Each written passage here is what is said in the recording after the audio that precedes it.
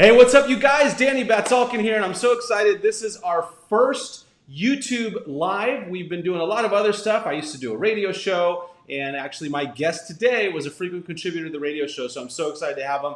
And then we've been doing Facebook Lives, then we've been doing interviews and recording them and throwing them onto YouTube. And now, for the first time, we've got it all figured out. We are doing a YouTube Live today, so I'm so excited. Again, my name is Danny BATSALKIN, and on this YouTube channel, we talk about real estate, business, and finance, and my goal is to help you build a business that's predictable, profitable, and fun. And so episode 1 of Danny B Live is on now. Here we go.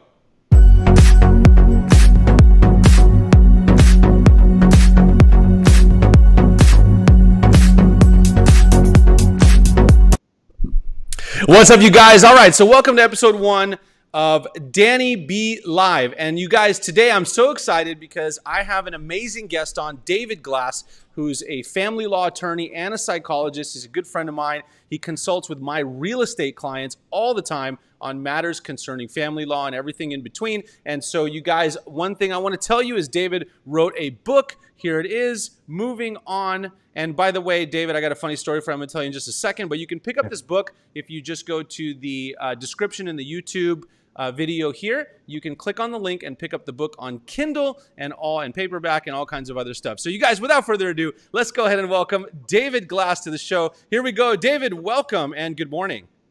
Hey, good morning, Danny. How you doing? I'm doing fantastic. How are you? I'm great. As always, thank you so much for joining me. You're a frequent guest on the radio show, and we've been good friends for a long time. You help all of our clients out, and now we have you on our first episode of YouTube Live. So I'm going to give you this. Hang tight. Here we go. Little applause. All right. There we go. So David, welcome to the show. I thought the first thing we would do, because I know you really well, but some of the people watching us on YouTube may not. So if you want to just take a few minutes and tell everyone about yourself and what you do and all the fun stuff about David Glass. Sure. So hi, everyone. I'm David Glass. I'm a family law attorney. I've been a family law attorney for about 23 years.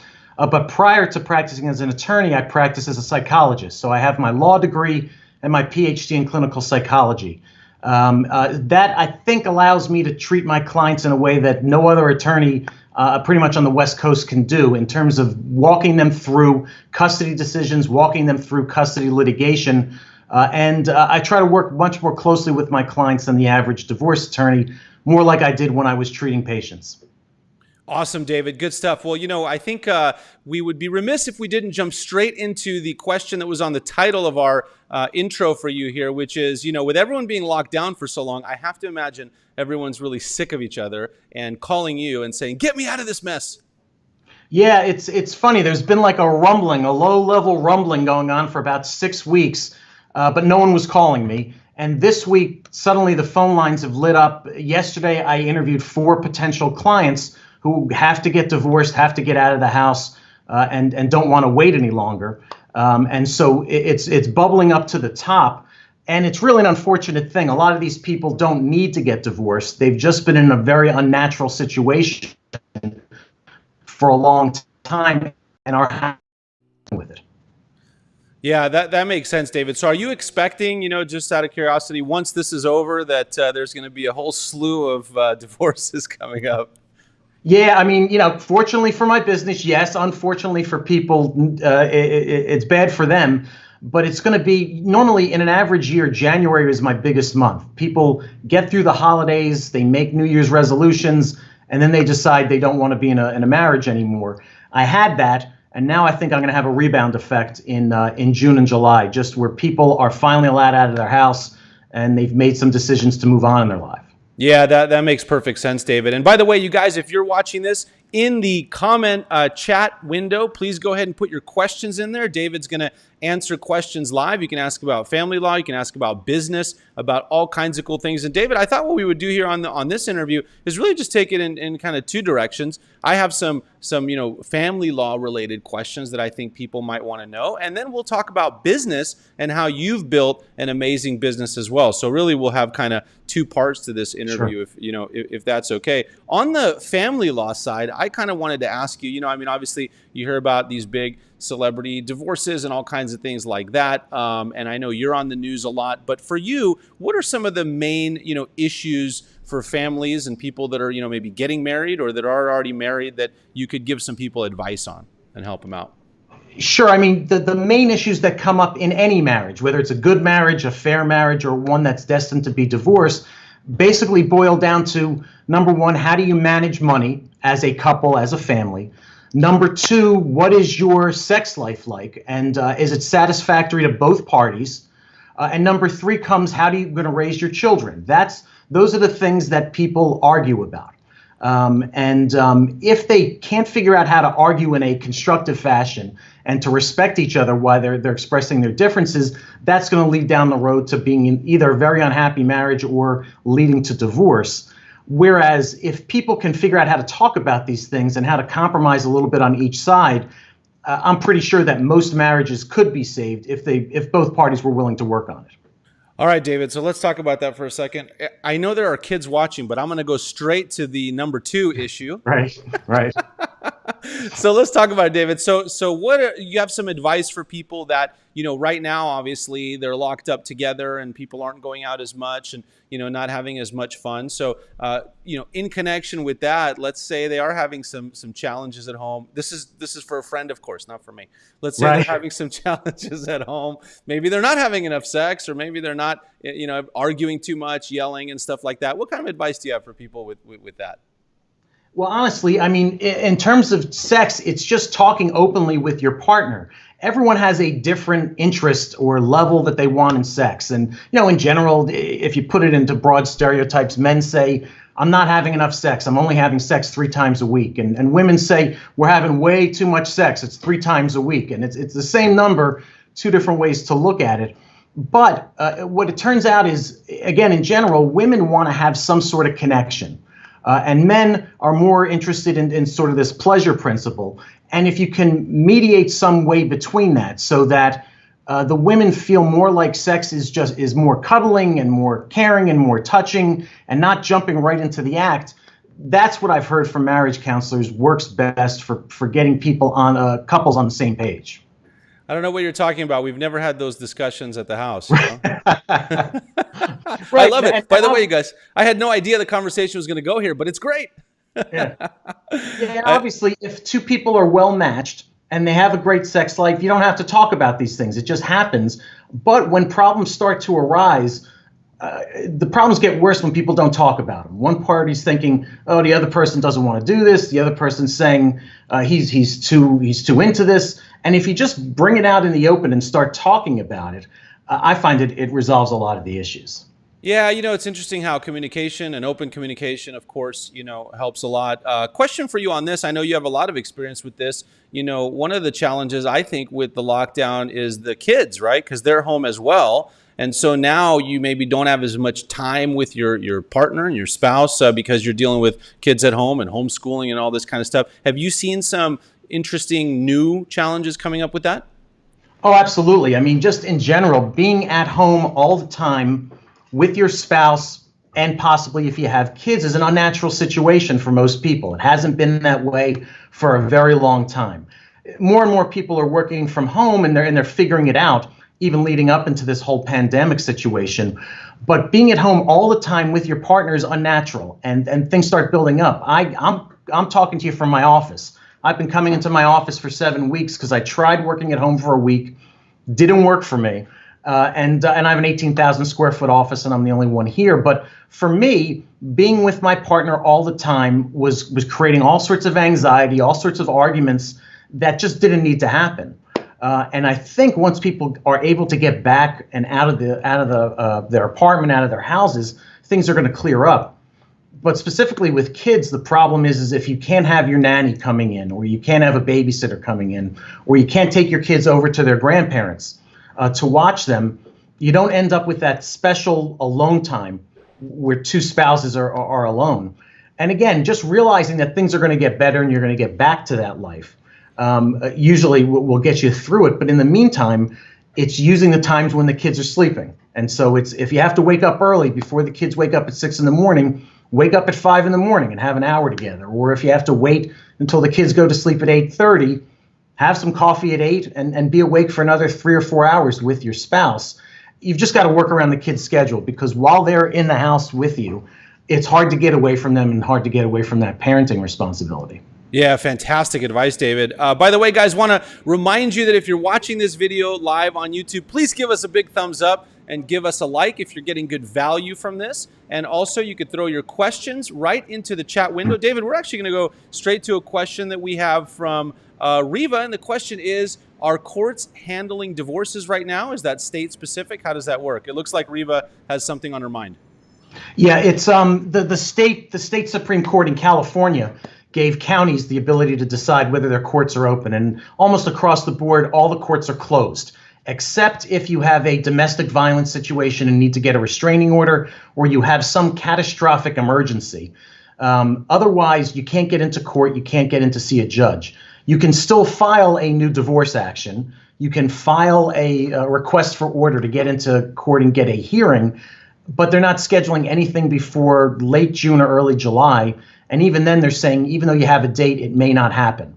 And so we're in a holding period where attorneys can still talk and try and negotiate. You can all get on a Zoom, meeting 4-way and try to resolve things. But if you can't resolve things, you don't have that court as a backstop to just go and get a decision from a judge. It makes things a lot more difficult for parties who are used to litigating. Sure. Yeah, that makes a lot of sense. And by the way, David, someone Elena says, hey, guys, David has the best advice. So Elena. That Right. is my wife, you guys. So she's excited. She got excited when you said that, sex 3 times a week is not enough. So now she knows. Right. I love it. Good stuff, David. Very, very cool advice here. Now, a couple things I want to talk about, because, our channel, we do talk about real estate and business and finance and all that good stuff. So in terms of real estate, you guys, a couple of the issues that we have come up a lot that David helps us out with all the time is when a couple is buying property, especially if they're not married yet, or they're going to get married soon, or it's a boyfriend-girlfriend situation or something like that, or maybe 2 friends or 2 partners are buying real estate, which it happens a lot. David, if you can chat on that a little, because I know you've helped so many of our clients with that situation.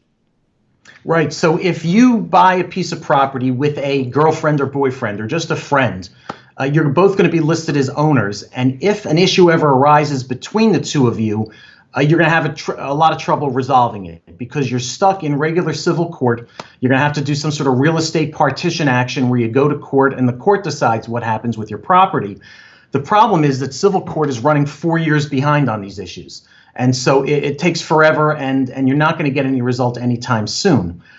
If you're married and you own a piece of property, then you fall into family court, which moves a little bit more quickly, but again, could take a year to decide.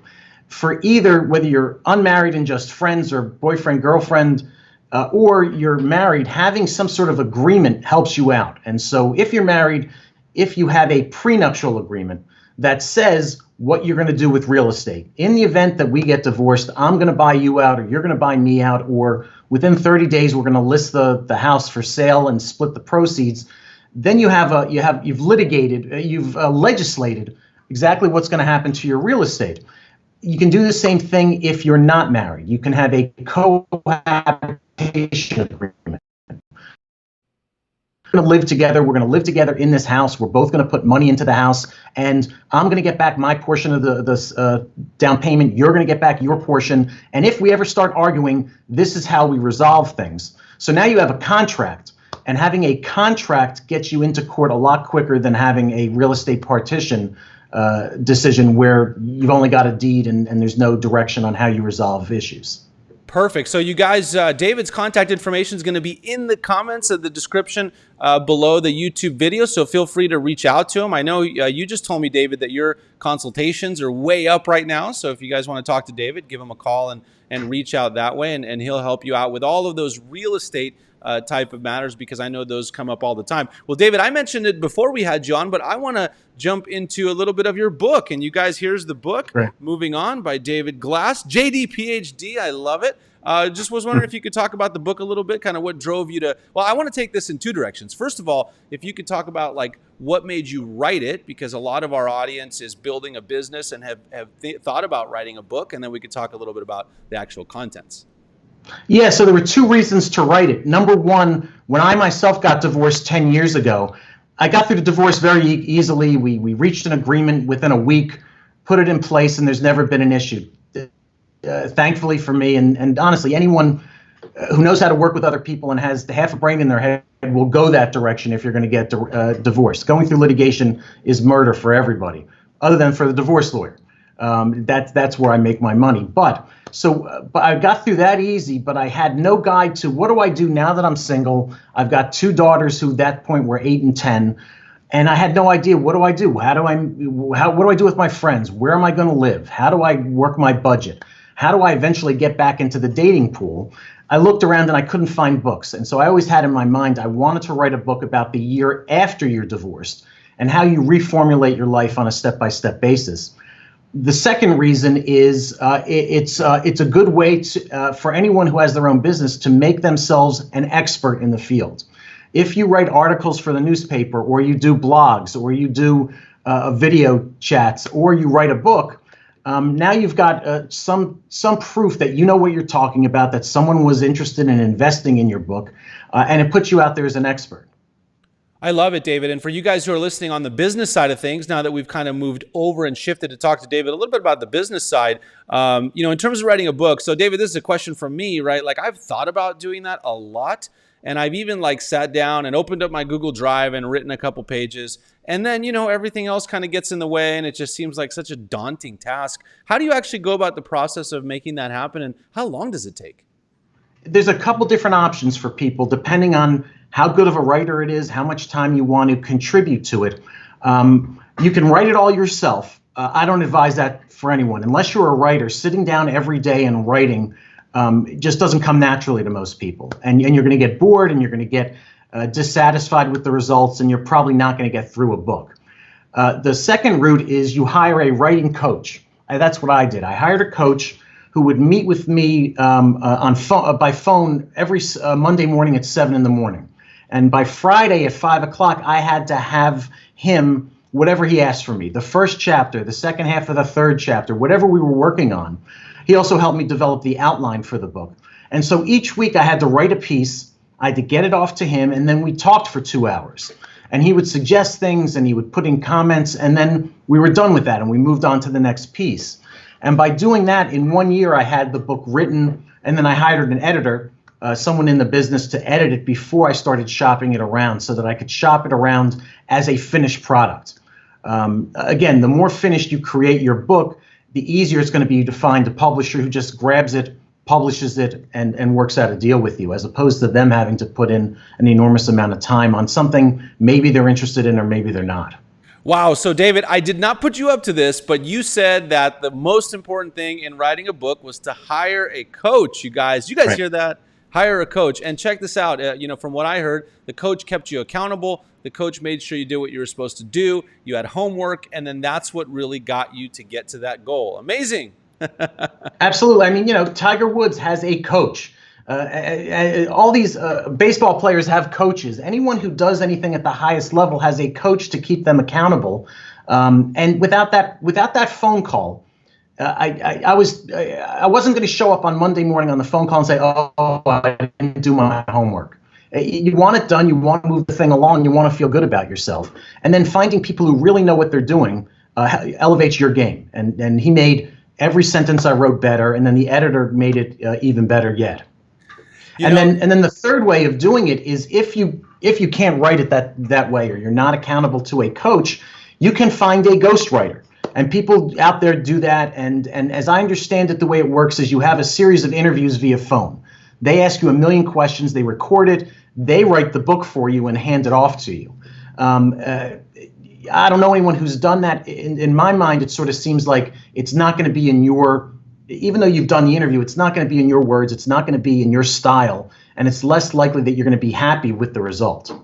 No, David, I got to tell you, I think the way you did it of the three options sounds like just, the best way to do it. They hold you accountable and help you make it happen. And by the way, guys, the shameless plug is that's exactly what I do for people in real estate and business. And if you want to have a business strategy session, just kind of chat about your business and see if there's something we can do to help you, or formulate a game plan, just go to bookacallnow.com. That'll be in the comments as well. We can chat about your business as well and see if there's something we can do to help you. So David, great suggestions, great advice there in terms of writing it. So now let's talk about kind of, the result on the business side. You talked about how writing a book really makes you an expert and all that stuff. Has that helped you in terms of growing your business? Yeah, absolutely, although not in the way that I thought it would. I thought that I would get all sorts of publicity for the book, and I'd be on Dr. Phil and on Oprah and talking about the book. That didn't turn out to be the case. But what I did was I got a lot of shows like your show right now, or blogs where they interviewed me, and each of them had 1,000 or 2,000 people who then heard about the book, and that drove sales. But again, I wasn't in it to make money on the book. I was in it to get out and make myself an expert. What really paid off was that I ordered an extra 500 books myself at my discounted author rate. And I sent groups of 5 books out to all my significant referral sources and people who I wanted to develop as referral sources. So I had a list of business managers for high-income people and celebrities and actors and athletes. They make all their decisions for them. And so I wanted them to know, here are some books. You can share them with people that you know. If they're thinking about getting divorced, this book might help them. So I sent it out to business managers and psychologists who meet all sorts of people who are thinking about divorce, and accountants. And then I sent it out to a bunch of attorneys who don't do family law, who might hear about a case. And they started handing out the book to people who were expressing an interest. And then for the next 6 months, I had people coming into my office for an initial consultation holding the book and said, I got this book. I really like the book. I like what you're about. But now it's time to get divorced. And maybe the book's premature for right now, but let's talk about divorce. So it definitely worked out. And it also keeps me as someone that People Magazine wants to talk to or Extra wants to talk to when there's some sort of celebrity divorce. They know that I know about these issues, that I've talked about it. They have the video of me on various different shows. And so they know I'm ready to just jump on camera and make things happen. Yeah, David, I think it's amazing. By the way, I'll tell you a funny story. So you sent the book to me, which was awesome because, I don't get a lot of stuff in the mail other than bills and Amazon for everyone in my family. And so when I got it, I was so excited and I opened it up. And then the funny part is I posted a picture of it on my Instagram, and then Elena started getting all these messages saying, what's going on? Are you guys okay? Why is Danny posting about a divorce book? Yeah, I handed it out. I'm part of a networking group. I handed them out to all 30 members. And the next month, a lot of them said, I didn't even bring it in my house. I didn't want my wife to see it. I guess maybe it implies that you're thinking about divorce. I'm just encouraging people to say you can help people out who are thinking about it with the book. Yeah, I think it's great. So you guys, as a business building strategy, since that's a lot of the stuff that we talk about on this channel, writing a book. And I love, David, that you said the unintended consequences. It got you in front of now all these other audiences and other people. And then from there, it helps you get more business and build your business that way. While we're on the topic of business building, David, would love to just chat with you a little bit about, look, obviously you're an attorney, and so you provide legal services, but you also have to build your business. And so I'd love to chat a little bit about we've already talked about the book. What are some other ways that you have built your practice and your business and grown? Yeah, so we talked about the book, which is the most recent thing. But when I first got started developing my own practice, when I left the big firm and said, I can't work for these people anymore, I got to do my own thing, the first thing I did was do a direct mail campaign to every psychologist, every social worker, and every marriage and family therapist in LA County. It turned out to be 3,000 people. And the letter basically said, I used to be a psychologist. I'm a divorce lawyer now. I can handle your clients in a way that's better than any other divorce lawyer you've ever met. And if you want to meet and talk about this, I'll pay for breakfast. And so I sent it out to 3,000 people. Within the next week, I had 60 breakfasts set up over the next. I went up to breakfast almost every day for 3 months with these psychologists. So it got me in front of them. I was able to talk to them about what I did. And 10 of those 60 people immediately started sending me referrals. And so it was like instant. Within 3 or 4 months, I was up and running and had a new source of referrals that otherwise would not have heard about me. And so you mentioned getting something in the mail and being excited about it. We don't get anything in the mail anymore. So if you can put together a package with a simple brochure or maybe a small gift or something, people are going to be thrilled. They're going to open it up and they're going to read it. Because otherwise they see it's not an Edison bill, it's not a cable bill, and it's not something from Amazon. So they're sort of curious what it is. The other thing I did was I started using Facebook and LinkedIn as a way to just remind people, hey, I'm a divorce lawyer. I go to court and I handle problems for people. And so 2 or 3 times a week when I'm going to court, I post something on Facebook with a picture of the courthouse or a picture of the trees or the fountain or something. And I say I'm downtown at the courthouse and the people are arguing over legal custody or the decision whether someone should do horseback riding or whatever it is. I don't give information about the clients. I don't give them information about the courtroom, nothing that's going to breach confidentiality. But I remind people I'm a divorce lawyer and maybe I'm a kinder, gentler form of divorce lawyer. And you've got to be in front of people 12 times before they even remember what you do. And you've got to remind them on a weekly basis, I do coaching, I do real estate, I do divorce law. Someone else has a dry cleaners. Unless you remind people of what you do on a regular basis, you're out of their head and they're not going to think about referring to you. Man, what awesome advice there from David. On that note, we actually have another question for you, David, and this one comes from Claire. And the question is, what motivated you to become so active about promoting your business? I think that's actually a really great question because most attorneys and a lot of real estate agents just kind of sit back and wait for it to come to them. Right, and it just came down to the basic decision. When I was at a big firm, they don't want you bringing in your own business as a younger attorney. They want you working on their matters. And if you constantly work on their matters, you can have a career and you can be on salary and you have to do what someone else has to say. And a lot of people are fine with that. I wasn't. And so I just realized if I'm going to have my own practice, if I sit at my desk and wait for people to come in the door, I'm not going anywhere. And if I can't answer the question of where do your clients come from, I'm also not going to know where. It's just leaving it up to luck, just sheer luck. So you have to take a very active role. And there's various ways you can do that. It's your website, making it more active words. I help people get out of divorces. I help people get their second chance at happiness with divorce. So to act, not just, I'm a divorce lawyer, I went to Villanova Law School, I've been a lawyer for 22, who cares? Where your diplomas are from, it's you as a person. And so you got a website, you have a newsletter, an e-newsletter. I send that out once a month. Here's what's going on in my firm, here's what's going on with me. And again, it's one more chance just to remind people, even if they don't open it up off their email, they see it's from you, they see you're sending a newsletter and assume that you are busy and active and really killing it in your industry. But unless you take those measures into your own hand, you're sitting around waiting for business to happen, and nothing happens if you approach a job or a career or a lifestyle passively. You've got to figure out what you want, and then what are the steps I could take to try and get there. Yeah, David, I couldn't agree more. And you guys, by the way, real quick, if you're getting value from this video, please hit that like button down below. It really helps support the channel, and we'll let David know how much you're appreciating everything that he's talking about. David, I got to tell you, this is such great advice, both from the law perspective and family law and all the stuff we talked about, and then now from the business perspective. I have a question for you that I get from real estate agents all the time, because real estate agents and entrepreneurs, it's a similar balance. Like, how much time do you spend building your business, and then how much time percentage-wise do you spend actually servicing the business that you have? How do you allocate that?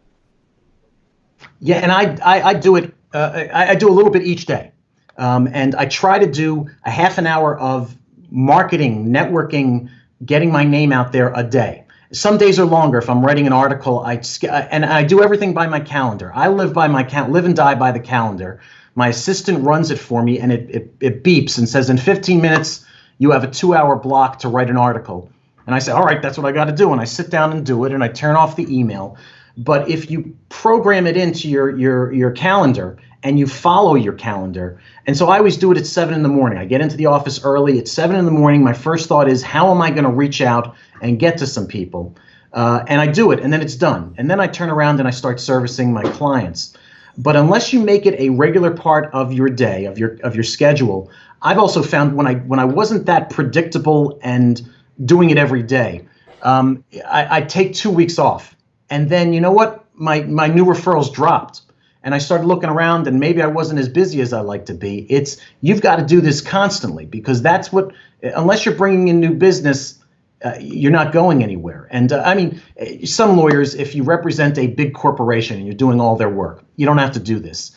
As a family law attorney, within a year, people are gone. And there's not a lot of repeat business. There are some frequent flyers. I've done their first divorce. I've done their prenup. I've done their second divorce. But those are more rare. So I'm always looking for new inventory. And if you're a real estate salesperson or broker, you're constantly looking for the next people to either buy or sell.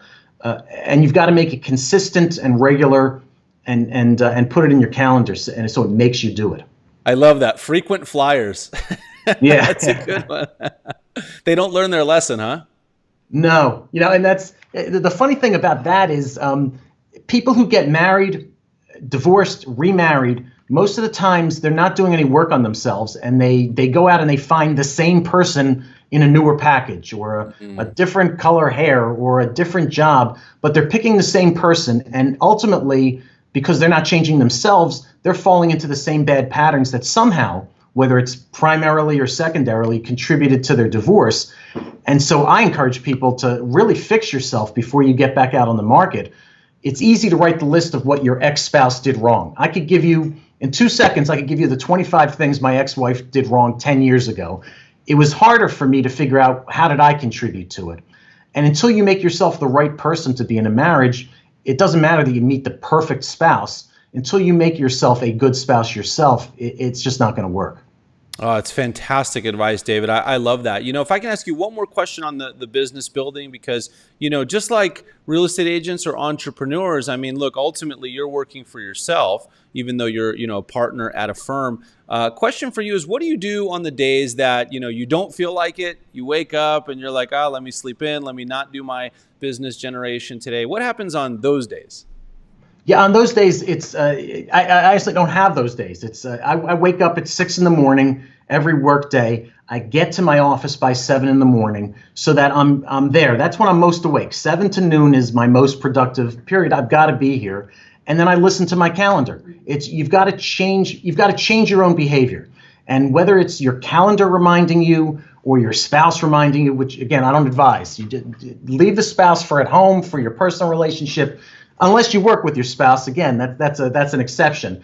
But have your assistant remind you, and be responsive. Anyone can work their job by always responding to email. Client email, they need this. Now I'm going to work on their issue. But you're working on their calendar and their scheduling, and maybe it doesn't fit with your schedule. And so I try to make my own decisions and my own work early in the morning, before the phone starts ringing and before people start emailing and I have to start responding to emergencies. Yeah, I mean, David, I can't tell you, such great advice here for really everyone trying to build a business, because a lot of people, I think, get into that trap of email, responding to email, and then you're just in this kind of reactive mode. You're not being proactive about your business. You said something earlier where you said, hey, when I had to write the book, I turned off my email. And I think that's so important, you guys. Turn off that email, turn off the notifications, and do what's in your calendar, not working off someone else's all day. Yeah, there's a great book.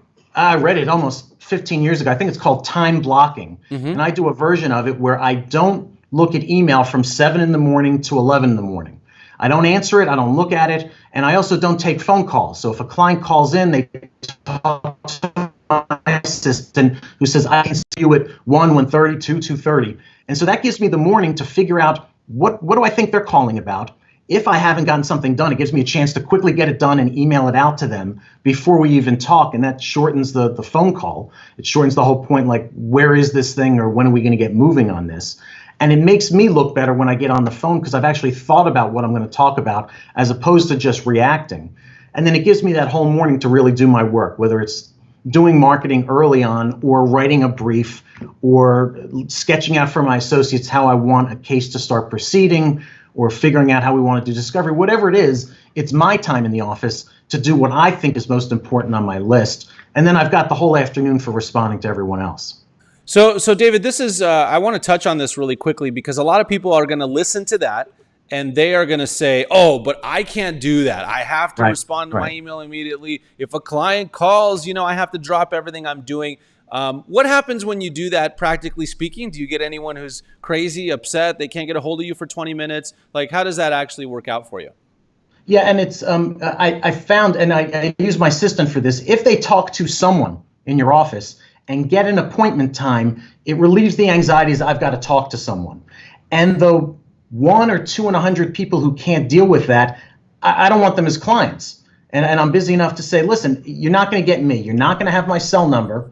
You're not going to ever text me. I'm a professional. I answer the phone. I now do Zoom calls. I do that stuff, but it's on a calendar. And if you want someone who's going to be instantly responding to you, go find that person. And so I understand that real estate brokers, that's harder. Yeah, people are calling. If you don't call them back, they may call someone else. But if you have someone answering your phone or answering your emails and saying, David or Danny or Joe is busy right now, but he can talk to you at 1 o'clock, how's that work? 98, 99% of the people are going to be satisfied with that and will wait the 2 hours, the 2.5 hours to talk to you. David, I also think it goes hand in hand with what you said earlier, right? So if you're spending that half hour, whatever it is, generating new business every day, and you know who your ideal clients are, when you get that client who's like, no, I have to talk to you or I'm not going to work with you, you're like, okay, well then you're not a good fit for me, right? And Right. it's not a big deal. It's when you don't generate business every day, then you're desperate and you feel like, okay, I have to answer the text at 7:30 at night because I don't have any other clients, right? Yeah, and I tell my associates this when they first come to work for me. We're not a bus. We don't have to open the big door. Everyone who waves us down on a corner, we don't have to let everyone on the bus. We work with who we want to work with and people who are going to work with us and be happy with us. And if you're going to have someone who's unhappy right away because you didn't call them back, that's no good. It's going to make me feel lousy. They're going to feel lousy. Then they're not going to want to pay their bill. They're going to want to complain about you to their friends. It leads down the road to a bunch of other awful results. And again, yeah, if you make yourself busy enough that you can say, I don't need those people, that's the best situation. Because if you're waiting for stuff to come in, you're not letting anyone go. And you're going to take cases that aren't in your best interest for your business to take. Yeah, totally agree, David. It's, again, such great advice, for everyone here. And also, I think it just puts you in a stronger position that you're like, hey, here's how I do business. And I think it's also all about setting the right expectations. If you tell your clients up front, here's when I respond to email. If you call me at 8, I'm not going to respond till 11 because I'm doing this and that, or I'm in court or whatever, or I'm showing properties if you're a real estate agent. I think it makes a lot of sense. Yeah, and everyone I've told who I work with respects that. And then they stop emailing and they stop calling in the morning because they know they're going to talk to my assistant Omar. He's going to put them on at 1:30. So they just wait and they start calling later and getting me live, or they talk to Omar right away and get on the calendar. And everyone gets heard that day. If I have to stay till 7 or 8 at night, everyone's going to get heard that day. It may not be exactly when they originally wanted to talk. I love it. David, I don't know if you know this person, but you got a shout out from Harry Glass saying, love the interview. Yeah, that's my dad on the East Coast. Hey, what's up, Harry? How are you? Anesthesiologist, and honestly, my informal business coach for all these years. Whenever I get like a puzzling thing I can't figure out, I call up my dad, and usually it boils down to advice he got from the Godfather movie. He says, is this business or is it personal? Because you're doing business, and if you're bringing in personal stuff, just leave it out. This is strictly business. And it gets my head straight, and I get on the right line again.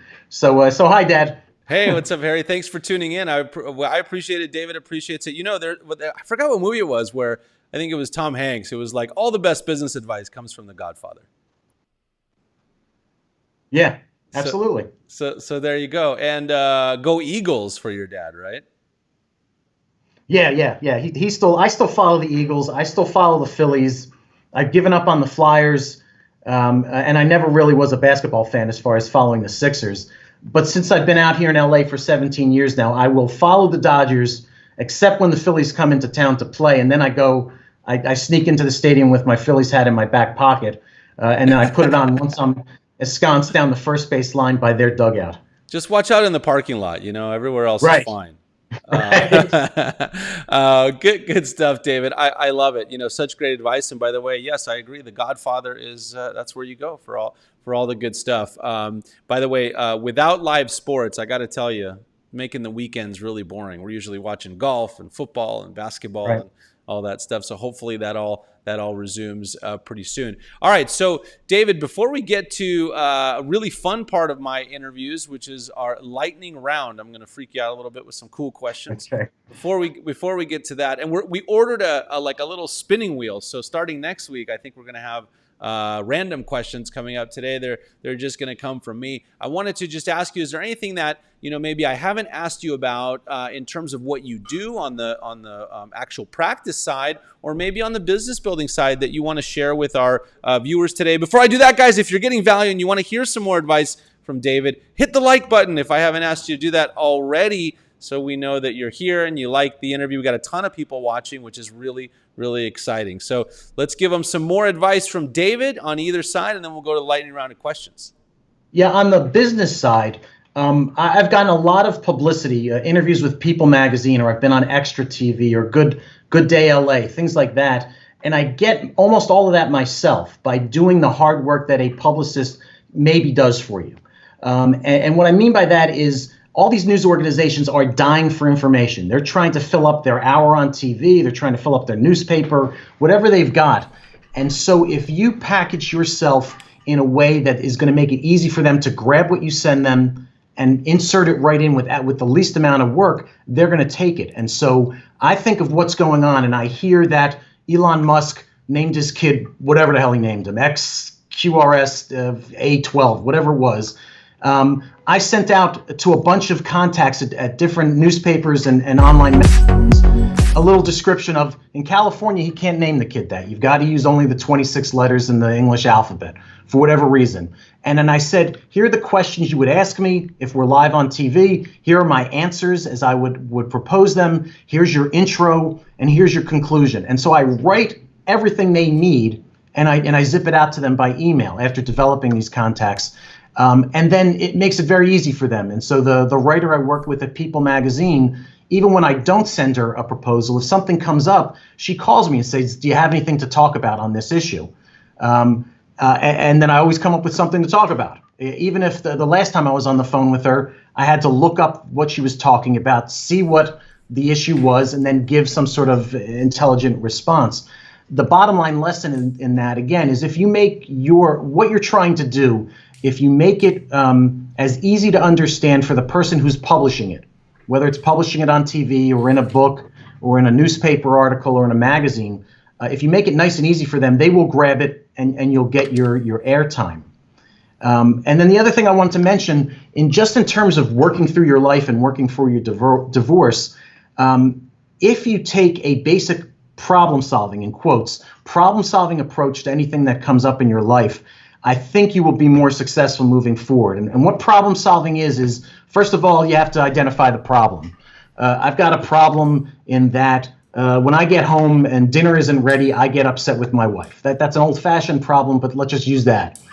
Then instead of going with what you would normally do, if your first instinct is to yell at the person who's supposed to be making dinner or complain about something, that's your one response. But if you slow the process down and you say, what are all the possible things I could do to solve this problem? And you can't edit yourself early on. You have to say, I'm going to throw everything on a piece of paper. These are all the different ways I could solve this problem. You get them down on paper, and then you look at each one of your potential solutions for the problem. And very quickly, one or two rise to the top as the best ways to go. And then you try that. And again, if whatever you tried doesn't work, it's fine. You come back to your piece of paper and you try something else. But it's slowing down your reaction time and slowing down your decision making, I find works very well for me. Well, great advice, David. I had to swap over to a different camera. I had a little tech issue, but hey, it's episode 1, so right. Who knows? Whatever works. Whatever works. But we're good to go, guys. So, David, such amazing advice from you here, and I so appreciate you being on the interview here. Thank you so much. And so let's roll over to our lightning round of questions so people can really get to know you better. The rules here of the lightning round are basically there are no rules. You can answer the question however you want. You don't have to give a description, explanation, or anything, and just tell us the first thing that comes to mind. You ready to roll? Ready. All right, let's do it. So, David, what is your superpower? Oh, my superpower is being able to listen to people, really hear what's bothering them, and boil down their life into the two or three things that they need to fix so that they can be more happy. Perfect. And when you were a kid, what did you want to be when you grew up? Oh, I wanted to be a doctor. My mom tells a story that she was the person who went with our kindergarten class to the fire department, and everyone, what do you want to be? I want to be a fireman. Everyone wanted to be a fireman. They asked me, and I said I want to be a doctor. But my dad got me a job at his hospital. I couldn't take the blood and the sawing and the drilling, and then I decided on psychology, which also didn't suit me, and I fell into family law, and I've been happy for the last 23 years. I love it. Good stuff, David. Congrats that you're doing something that you love to do. And by the way, you guys, as you could tell, you could see that David loves what he does. So I think that you're passionate about it, and that definitely makes a big difference. Okay, what profession other than your own, though, even though you love it so much, would you like to attempt for one day? Oh, I think I would go back to psychology because, again, that was problem solving for people, helping people work through their own ideas. The problem I had with being a psychologist was it was a very slow pace. People get better over the course of years, not the course of weeks. And I wanted to be much more pushy with people, and you can't be that as a psychologist. I'd like to try it again now at age 52 as opposed to age 27 and see how I did at it. Yeah, that would definitely be fun. Okay, this is my favorite question on the lightning round. It comes in the middle, and the question is, I know the answer to this, but my audience is going to love it. What car best embodies your personality? That's a Porsche 911 Targa with the 4S, with the four-wheel drive and the upgraded engine. That's what I drive now. I've had a series of Targas over the last 23 years, and the one I have now, a 2017, is just ideal. I enjoy driving it, and that's what's also been keeping me sane during the whole coronavirus thing, is going out once a month and driving in the mountain roads, which are completely empty, and really pushing the car to its limits. For sure. By the way, David, we should pause here and just mention that I think you've told me before that having that car and some things you're involved in is actually another business building strategy that you have, right? Yeah, it's I learned that from my partner Darren Enenstein. He knew that I was a Porsche enthusiast. He said you got to join the Porsche Club of America Los Angeles region. You got to go to all their events. You've got to see who shows up with a different car each month. Those are the people who have unlimited money and can probably afford you and maybe getting divorced. And you have to get to know them. They have to like you. They eventually have to trust you. And then after all that goes on, then you start saying, oh, and by the way, I'm a divorce lawyer. And so by slowly developing that whole new area, I get to drive my car. I get to see other people's great cars. And now I'm meeting potential clients as well. So check this out, you guys. How awesome is that? David's building his business while doing something that he's really passionate about. So very, very cool. I mean, I don't know about our audience, but I'm getting a ton of really great advice here and business building tips. So great stuff. All right, David. So we got that one. I can't remember. I don't think you play golf, right? Not anymore. That's the last time I played golf. I played with you. Yes. I got sick halfway through. I got some sort of stomach virus, so that after I left playing golf with you, I threw up for 24 hours, and I associated that with golf. I've never gone back to it. It's about 5 years ago. It's a good thing you did. It's a good thing you didn't associate that with me. No. Yeah, that's just with golf, and I can't bring myself to go back to a course. Oh, man. Well, we got to get you back out there. The reason I asked you is now, since you don't play, I'm going to ask you the non-golf lightning round question, which is, who are three people, dead or alive, that you'd want to have dinner with? Oh, you know what? It's one would be the comedian George Lopez. For golf-related and other reasons, yes. He's a great storyteller, and I've seen him interviewed where he tells these amazing golf stories. He tells a story he was out with Joe Pesci, and they ran into Jack Nicholson on the course, and Pesci and Nicholson started arguing. He's hilarious. He has a million stories. I would love to sit with him for dinner. I guess. I don't know. I'm not into politics. I don't think there's any ex-presidents I'm interested in talking to. For me, politics is very local. It's me and my family and about 5 miles around me. Other than that, I'm just not interested in it. I'm wondering who else I'd want to talk to. I think I'd want to talk to Sigmund Freud to figure out, did he really believe all these outlandish things he came up with? I think he did, and at the time they sort of flew. But what would he say now to all these ideas and where psychology has gone? That'd be very interesting to me. That would be cool. You want to give me one more, or you want to pass? Yeah, one more would probably be F. Lee Bailey. He was an amazing trial attorney. He was extremely organized with all of his documents, and his presentation was always exactly perfect. I'd want to hear from him more how he organized for trial, how he figured out how he was going to present, how he used his associates to support him. I think that would help with my trial skills. That would actually be fun. I just recently rewatched the OJ, the one, the documentary, which was so good. And Yeah, he was really featured in that. But he was older then. They talked about how when he was younger, how great of a lawyer he was. So that'd be fun. Yeah, and towards the end of his life, he got disbarred. He had all sorts of problems. Oh, that's right. But early on, he just had this tiger attitude towards preparation and presentation, which I'd like to hear more about. Which is definitely something we can take away in any business for sure. So good stuff. Okay, here's a great question. If they make a movie about your life, what actor would play you? Oh, that's interesting. That's with this buzz haircut I gave myself 3 weeks ago, and the glasses. People say I look like Fred Armisen, so maybe I'll just go with that and keep it easy and put him in. He's also a funny guy. I think of myself as reasonably funny. Maybe that would work out. I can totally see that. I like the haircut, by the way. I think it's looking good. Yeah, not too bad. I did it myself reasonably. I cut it way too short. I thought a number 3 was plenty, and it was not. I should have been using a number 5, but I'll know for next time. Oh, looks good. Carol didn't do it, huh? No, I wasn't going to trust her to do it. She just cleaned up the back, and she's still upset with me. She said, well, why don't you trust me to do it? And I said, I see the way you do your nails and your cuticles. It's way too severe for my haircut. I love it. All right, David, last question of the lightning round. Thank you for indulging us here. If you ruled the world, what's the first thing you would do? Oh, I would hire a whole cabinet worth of all the best people in every area, have them collect the data, come up with a decision, and come to me with the decision so that I wasn't doing research. I wasn't really making decisions. I was choosing what my experts told me to do. I don't want that responsibility. I'd rather put that off on other people to feed me the information. You know what's interesting, David? The last person I interviewed, I'm interviewing some really smart people because the last person I interviewed gave the exact same answer. Oh, that's really interesting. Except I think he said he would bring in like the leaders of every major corporation and have them basically give him the advice. So good answer. I don't know anything better than most other people. I know what I do. But to hit big problems, you gotta bring in a cabinet of people to advise you, I think. Yeah, for sure. I think that's fantastic.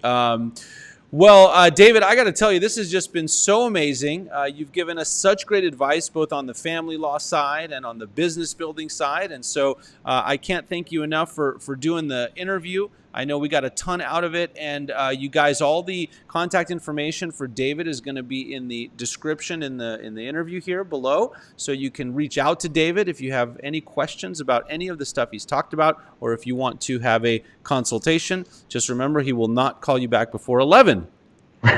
Right. Which is exactly how it should be. So, yeah. David, thank you so much for being on the show today. It's episode 1 of Danny B Live. We only had a couple of technical difficulties here that we'll get squared away, and we'll talk to everyone next time. David, thanks so much. Thanks for having me on, Danny. This was a lot of fun. See you soon. All right, sounds great.